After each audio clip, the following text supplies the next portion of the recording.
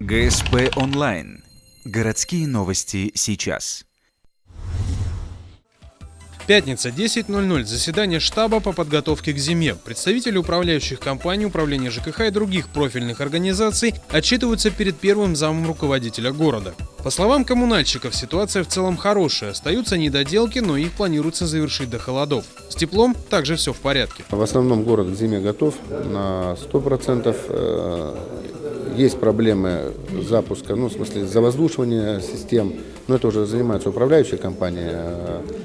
С ресурсоснабжающими организациями вопрос уже на 100% решен. Проблема есть еще по предприятию. Сейчас бывшая Ухта-Энерго, новая, сейчас тепловая компания.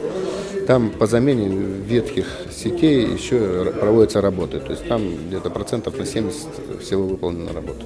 Проблемы остаются по отдельным адресам. Например, дом номер 7 в поселке Шудаяк по улице Павлова. Здесь есть вопросы с горячим водоснабжением и не только. По мнению начальника управления ЖКХ, главная причина – это документы. Дом новый и все необходимые бумаги оформляются. Успешнее продвигается ремонт теплотрассы в поселке Урмызе. Ранее трубы между улицами Печорской и Школьной были без изоляции. Это вызывало резонные опасения, ведь в холода за потери тепла придется платить. Однако прорехи устранили.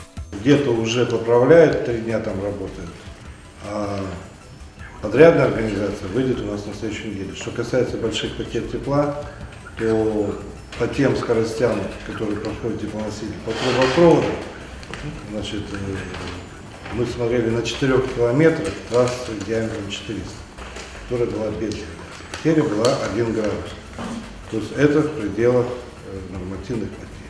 Заседание штаба отнюдь не разовое мероприятие. Оно проходит регулярно, ведь до холодов осталось недолго, и надо успеть решить все вопросы.